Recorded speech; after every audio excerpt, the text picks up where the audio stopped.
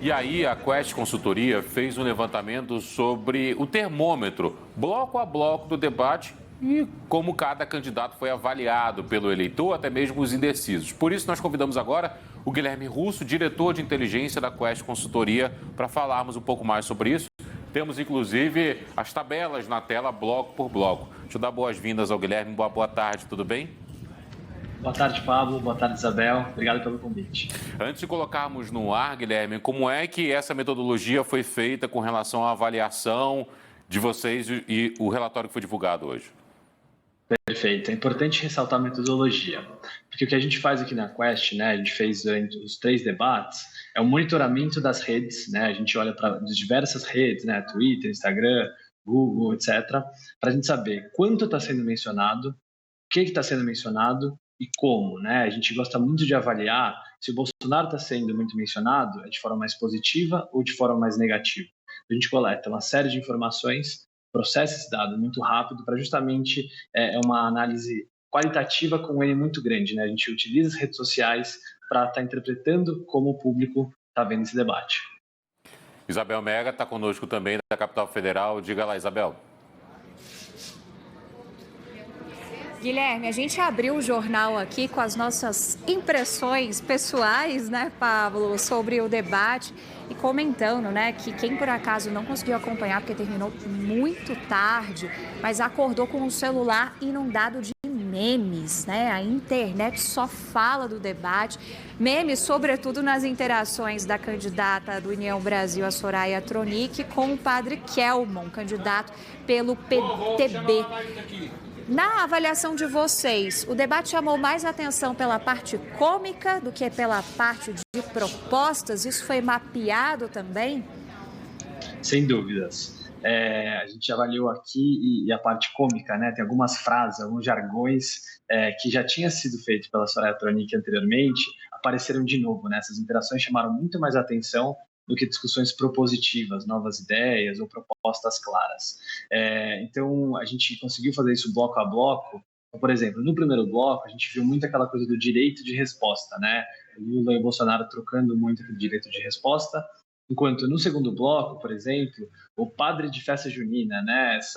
Justamente na interação da Soraya com o padre Kelmo chamou muita atenção das redes sociais.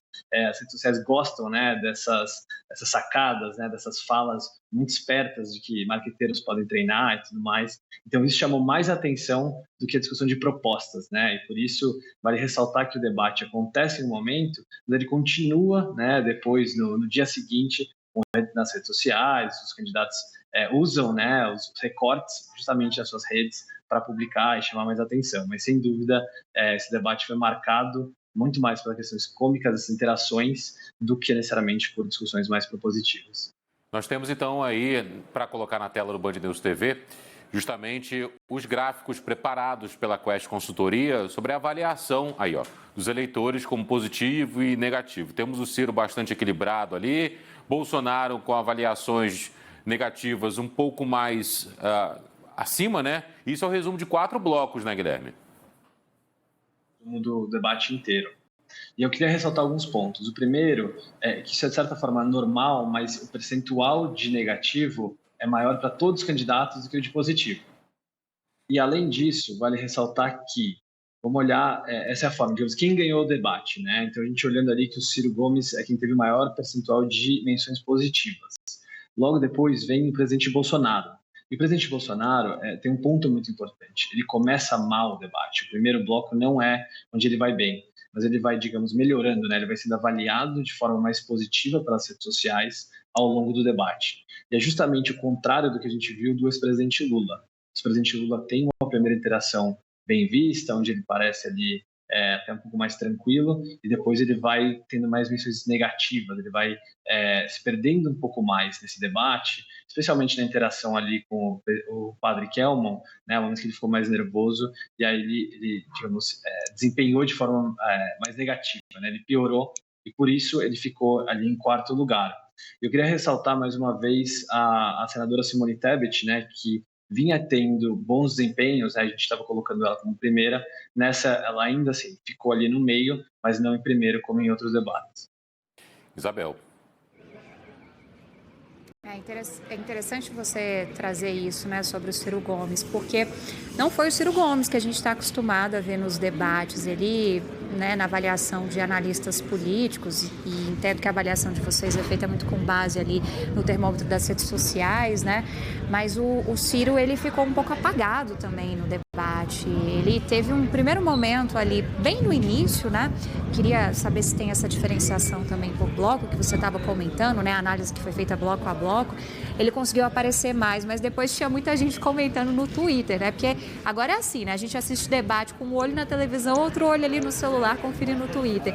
E comentando, gente, cadê o Ciro? Para onde que foi o Ciro, né? Porque ele, de certa forma, ficou um pouco mais apagado. Então, achei bem interessante esse resultado. Queria ouvir Guilherme sobre isso e queria ouvir também sobre os temas mais comentados também, mais citados, ali mais para o final, né? Então aparece, por exemplo, leis Paulo Gustavo e Aldir Blanc, a gente teve momentos para tratar sobre cultura. Mato Grosso do Sul, são duas candidatas que são do estado do Mato Grosso do Sul. Aliás, o presidente Jair Bolsonaro, quando sinalizou ali um apoio ao candidato do Mato Grosso do Sul, acabou rompendo com uma aliança, isso também pegou bastante no debate. Direito de resposta também aparece aqui nos gráficos de vocês. Falso padre vetou as duas leis. Aí entra no embate também, que é muito interessante da gente trazer. Não sei se a análise de vocês chegou também a esse ponto, Guilherme, sobre fake news também, né? O que de fato é ou não verdade no que foi falado pelos candidatos. Perfeito.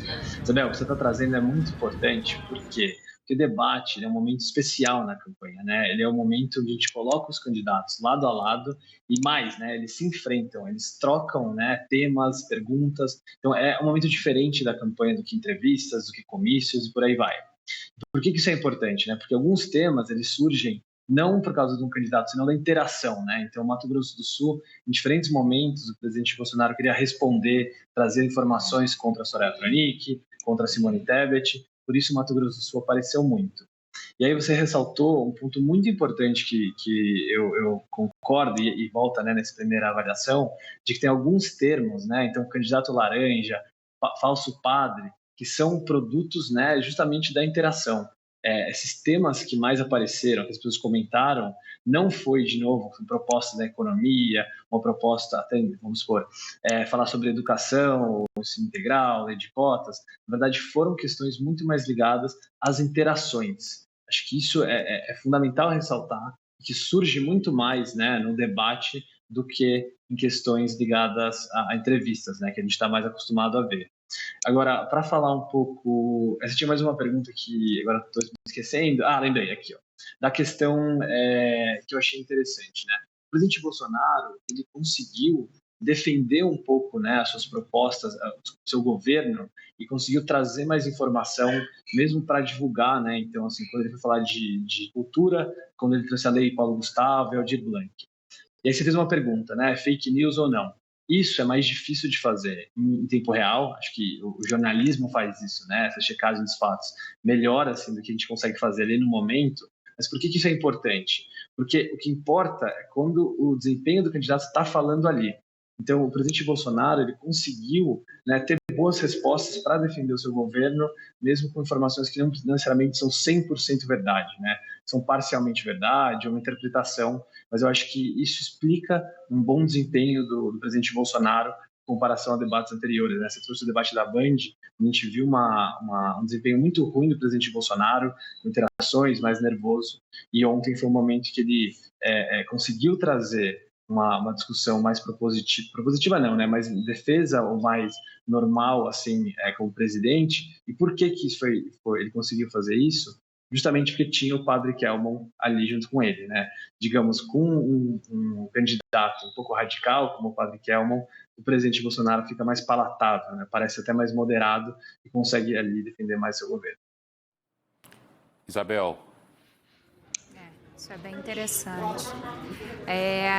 A gente está aqui mapeando o que o eleitor falou nas redes sociais, enquanto estava acompanhando o debate.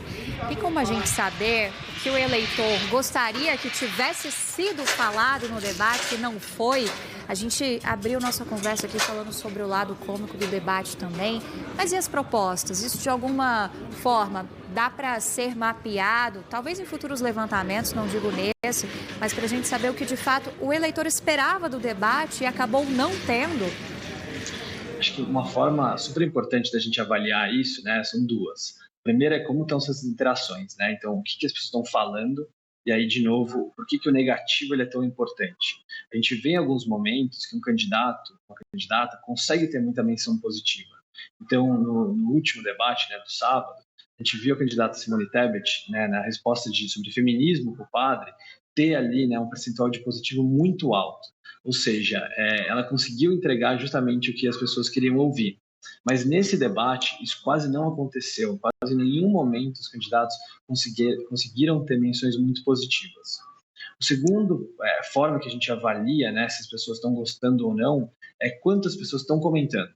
Porque era um debate que aconteceu muito tarde à noite, só que quando um programa, né, a televisão, consegue estar com ótimo entretenimento, a gente consegue que as pessoas ficam ligadas e continuam comentando. Só que o que a gente viu é que, olha, logo depois do segundo bloco, o número de menções ao debate caiu muito. Isso é uma demonstração muito clara de que as pessoas começaram a se desengajar, né? Elas perderam o interesse pelo debate. Obviamente já era tarde, mas mostra como ali assim não tem nada de tão novo e eu não estou gostando do que eu estou vendo. Acho que essa foi a sensação e as redes mostram isso de forma muito clara. Guilherme, muito obrigado. Até a próxima oportunidade. Cuide-se bem. Eu que agradeço, Pablo. Um abraço, Isabel. Tchau, tchau.